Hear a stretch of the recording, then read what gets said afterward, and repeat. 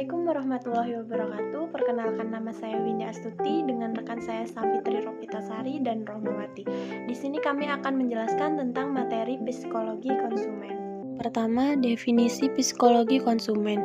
Psikologi konsumen adalah terapan konsep, teori, dan hasil penelitian psikologi pada fenomena dinamika, perilaku, dan kewajiban sosial yang ada pada diri konsumen. Fenomena perilaku dan kejiwaan konsumen mencangkup sikap terhadap suatu produk, keinginan konsumen dan kebutuhan konsumen, serta pola-pola perilaku kelompok. Selanjutnya, istilah yang berkaitan dengan perilaku konsumen. Yang pertama, keputusan pembelian. Semua kegiatan yang dilakukan perusahaan melalui pemasaran diharapkan dapat mempengaruhi konsumen sehingga sampai pada keputusan pembelian. Sedangkan keputusan pembelian dapat diartikan sebagai keputusan konsumen untuk membeli produk dengan didasari oleh adanya niat untuk melakukan pembelian dengan melalui beberapa tahap. Yang kedua, proses pengambilan keputusan pembelian konsumen. Pengambilan keputusan untuk menggunakan produk atau jasa yang dilakukan masyarakat merupakan salah satu bentuk keputusan pembelian. Proses pengambilan keputusan menggunakan produk atau jasa ditentukan oleh perilaku konsumen. Faktor-faktor yang mempengaruhi perilaku konsumen. Yang pertama, faktor budaya. Budaya mengacu pada seperangkat nilai, gagasan, artefak, dan simbol yang bermakna lainnya, yang membantu individu berkomunikasi, membuat tafsiran, dan melakukan evaluasi sebagai anggota masyarakat. Yang kedua, faktor sosial. Faktor sosial yang mempengaruhi perilaku konsumen terdiri dari kelompok acuan, keluarga, peran, dan status. Yang ketiga, faktor pribadi. Keputusan konsumen juga dipengaruhi oleh karakteristik pribadi, yaitu meliputi usia dan tahap siklus hidup, pekerjaan dan lingkungan ekonomi, gaya hidup dan kepribadian, serta konsep diri. Yang keempat, faktor psikologi. Faktor psikologi yang mempengaruhi perilaku konsumen terdiri dari motivasi, persepsi, pembelajaran, dan keyakinan dan sikap. Selanjutnya akan dijelaskan oleh rekan saya, Savitri Ropitasari. Halo, saya Savitri Ropitasari. Di sini saya akan melanjutkan presentasi dari rekan saya, yaitu Windy Astuti. Materi selanjutnya yaitu kebutuhan konsumen. Kebutuhan konsumen adalah kebutuhan yang dirasakan konsumen atau feel need bisa dimunculkan oleh faktor diri konsumen sendiri atau fisiologis. Misalnya, rasa lapar dan haus. Kebutuhan juga bisa dimunculkan oleh faktor luar konsumen. Misalnya, aroma makanan yang datang dari restoran sehingga konsumen terangsang ingin makan. Adapun tingkatan kebutuhan menurut Maslow. 5 kebutuhan dasar Maslow disusun berdasarkan kebutuhan yang paling penting hingga yang tidak terlalu krusial. Yang pertama, kebutuhan fisiologis. Contohnya adalah sandang atau pakaian, pangan atau makanan, papan atau rumah, dan kebutuhan biologis seperti buang air besar, buang air kecil, bernafas, dan lain sebagainya. Kedua, kebutuhan keamanan dan keselamatan.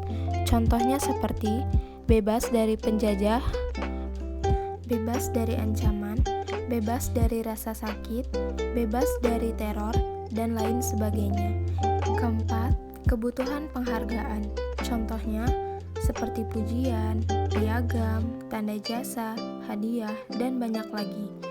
Dan yang kelima, kebutuhan aktualisasi diri adalah kebutuhan dan keinginan untuk bertindak sesuka hati sesuai dengan bakat dan minatnya. Materi selanjutnya yaitu proses kognitif.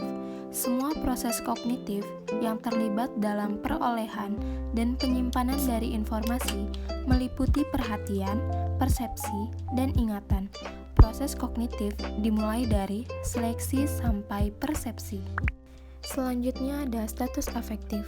Status afektif terdiri dari 2 bagian. Yang pertama, motivasi. Motivasi berfungsi untuk mempengaruhi setiap langkah. Motivasi dalam hal ini diartikan sebagai kefaedahan. Jika untuk satu produk, misalnya kopi, kita tahu ada 3 faedahnya. Misalnya, mutu, harga, aroma. Apabila mutu dianggap paling tinggi nilai faedahnya, maka tidak ada gunanya menawarkan kopi yang harganya murah. Ia akan membeli kopi yang mutunya sesuai dengan yang diinginkan dan kurang memperhatikan harga atau aromanya. Yang kedua ada sikap. Sikap mempunyai acuan objek yang jelas dan melibatkan efek positif atau negatif. Sikap diukur dengan salah satu alat dalam bentuk pelaporan diri. Selanjutnya, materi ciri-ciri kepribadian. Ciri-ciri kepribadian terdiri dari 3 bagian. Yang pertama ada pemangsa pasar. Pemangsa pasar merupakan penggolongan dari konsumen berdasarkan ciri-ciri perbedaannya yang diperkirakan mempunyai kaitan dengan kebiasaan membeli atau belanja. Yang kedua ada kelompok demografis. Ciri-ciri kelompok konsumen yang digolongkan berdasarkan ciri-ciri demografis.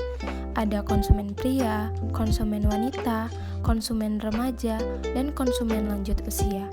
Yang ketiga, kelompok psikografis adalah satu cara untuk menguraikan gaya hidup dari konsumen dengan menafsirkan dimensi-dimensi gaya hidup. Selanjutnya ada pengenalan masalah. Masalah konsumen ialah perbedaan antara keadaan yang ada dengan satu keadaan yang diinginkan. Sejumlah faktor dapat mempengaruhi pengenalan masalah. Keadaan yang diinginkan dipengaruhi oleh yang pertama ada kebudayaan atau golongan sosial. Kedua, kelompok-kelompok acuan. Yang ketiga, ciri-ciri keluarga. Yang keempat, status atau harapan finansial. Yang kelima, keputusan yang diambil sebelumnya. Yang keenam, perkembangan individual. Dan materi selanjutnya akan dilanjutkan dengan rekan saya yaitu Rohmawati. Perkenalkan, nama saya Rohmawati. Saya akan melanjutkan presentasi dari rekan saya, Savitri Ropita Sari. Konsumen dapat melakukan pencarian informasi yang ekstensif, internal dan eksternal.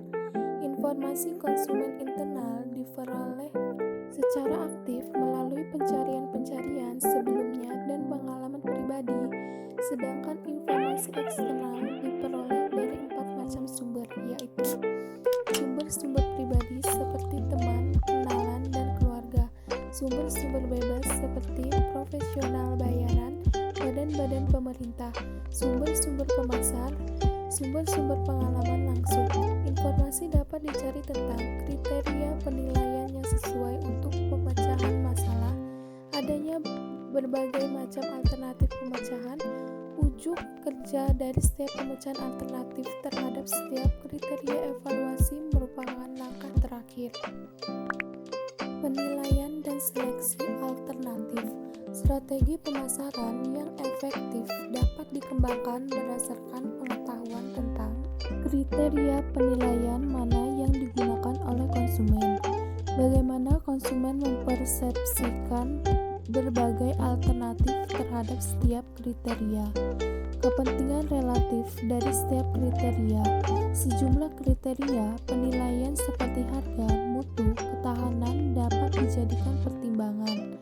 Ada aturan-aturan keputusan yang digunakan yaitu konjungtif. Produk harus memenuhi nilai minimal dari seluruh kriteria penilaian. Misalnya, kriteria penilaian kopi adalah mutu, harga, dan aroma. Disjungtif.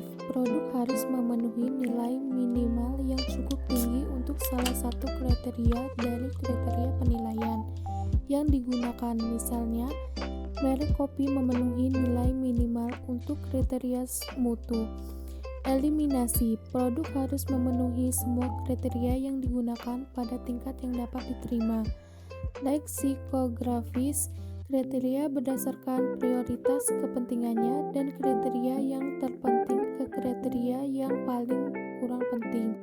Kompensatoris. Kriteria penilaian memiliki nilai kepentingan yang berbeda-beda. Selanjutnya, seleksi saluran distribusi dan pelaksanaan keputusan. Kebanyakan produk konsumen diperoleh melalui salah satu bentuk saluran distribusi atau penyalur eceran. Konsumen harus menyeleksi saluran distribusi sebagai mereka menyeleksi produk. Keputusan dapat dilakukan dengan 3 cara. 1. Secara simultan, bersama-sama. 2. Produk dulu, penyalur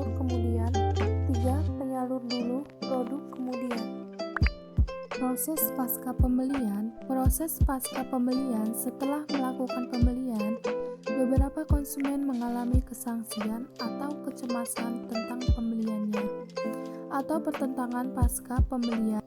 Pada umumnya terjadi satu antara individu-individu dengan kecenderungan mengalami kecemasan.